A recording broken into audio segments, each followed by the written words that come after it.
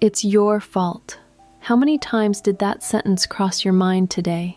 Out loud or just under your breath? Someone was late. Someone talked over you. Someone looked straight through you as if you weren't there. And in that moment, the first thing that rises in most of us is some version of the same line. You did this to me. You're the reason I feel this way. The strange part is this. In psychology, there's a signal for how emotionally grown up a person really is. And it isn't how well they keep their temper. It isn't how quietly they speak. It's hiding somewhere much less obvious. It's tucked inside that little habit of saying, it's your fault. Maybe that stung a little just now. Maybe you've had a moment where you stopped and wondered, I've certainly gotten older, but have I actually become an adult? If you know that particular pause, stay with me, because that pause is the whole point of tonight. So let me give you tonight's turn right away. Maturity is not age, and an emotionally immature person isn't the one who blows up in anger. It's the one who always looks for the cause of their feelings somewhere outside themselves. My anxiety is your doing. My falling apart is the situation's fault. The feeling clearly rose up inside me, but they're sure the remote control for it is always in someone else's hand. We were taught the opposite for a long time, that a grown-up is someone who keeps their anger down, that not showing what you feel is what maturity looks like. But that may not be maturity at all. It might just be a lid, pressed down hard. So tonight I want to talk about what real maturity is. And it starts with an unexpected person, a woman who is among the very first to map the way an infant loves and hates its mother at the very same time. Her name is Melanie Klein. Born in Vienna in 1882, she spent her later years working in London as a psychoanalyst.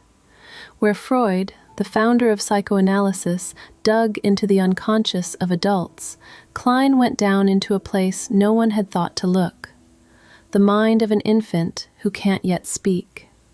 She watched children play and read that play as the child's inner life laid bare, and in doing so, she became a pioneer of child psychoanalysis.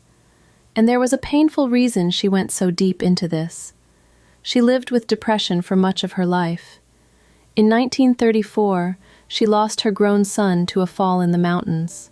She was estranged from her own daughter for the rest of her days. The feeling of love and hatred surging toward the same person at once. Klein knew it from her own life long before she knew it as a theory. Here is what she found. To an infant, there isn't one mother. There are two. The good mother who feeds you when you're hungry, and the bad mother who leaves you crying when she doesn't come. In the baby's mind, these are completely different beings. The one it loves and the one it hates are split apart into two separate people. Klein called this splitting, and it does a kind of job. It keeps the good mother safe, walled off from the baby's own rage. And then, around 6 months in, something enormous happens.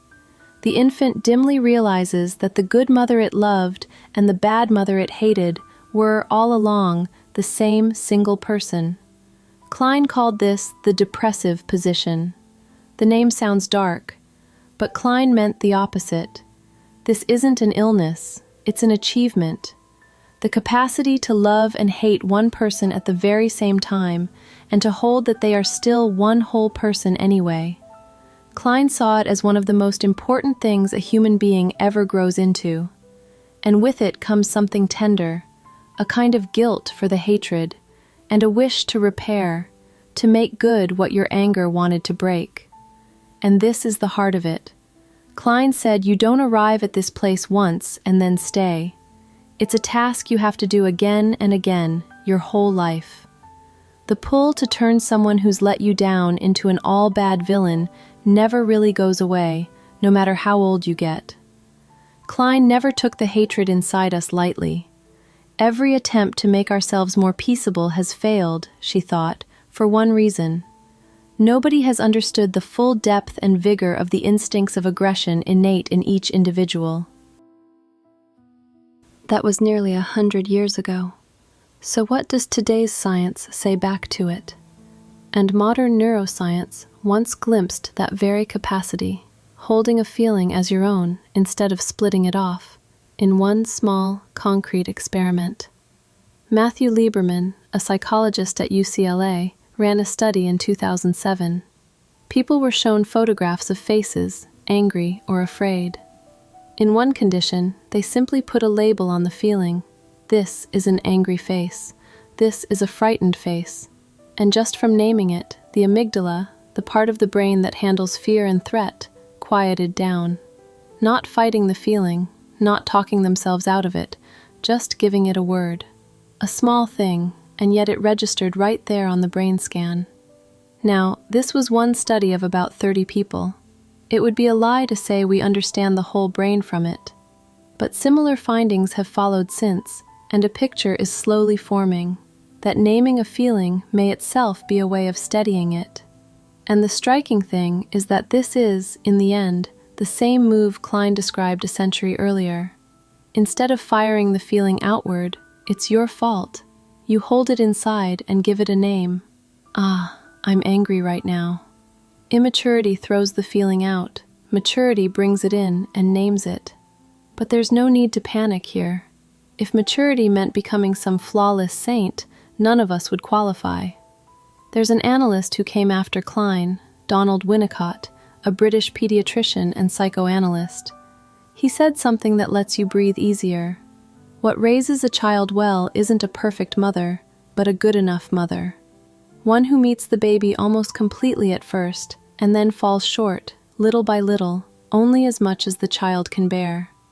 It's that small falling short that actually lets the child grow, that teaches the child, gently, that the world isn't theirs to command. And so it is with maturity, not never feeling hatred, but feeling it and not tearing the whole relationship down. Not perfect, just good enough. And this isn't even a new idea.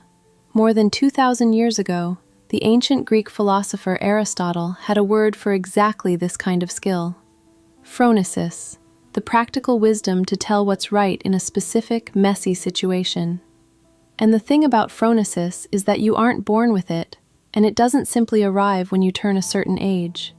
You learn it only by living. Maturity is not age. It turns out that's a very old idea. Let me head off one misunderstanding before it starts. This doesn't mean you should stop blaming anyone and take everything onto yourself. There are people who genuinely treat you badly, and that is squarely their responsibility. Owning your feeling isn't about shouldering someone else's wrong.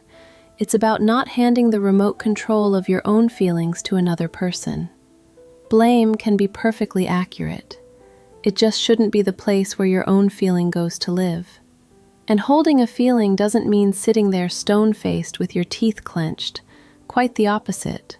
Knowing clearly that you're angry when you're angry, naming the sadness when you're sad, that is holding it. Shutting the lid and looking away is just sliding back to the lid we talked about earlier. The point is to feel it clearly, not to feel less. So, if you take one thing from tonight, let it be this. A moment will come today when someone disappoints you. It surely will.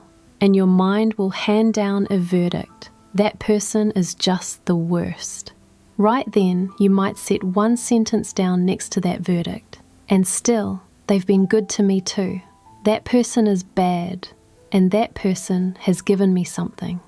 See if you can hold both of those in your hands at once, without rushing to settle on either one. That's the practice Klein described, keeping love and hatred together inside one single person. And while you're holding it, you might try this, quietly. Instead of, it's your fault, try, I'm feeling a little hurt right now. Taking the remote control back into your own hand begins in exactly that small gap. That first line, you remember it.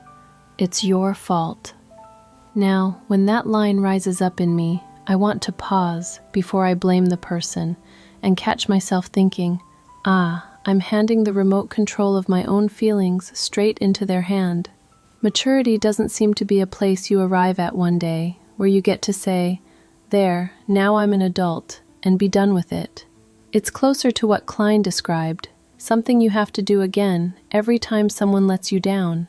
So there's no need to beat yourself up for blaming someone again today. We were never meant to become perfect adults in the first place.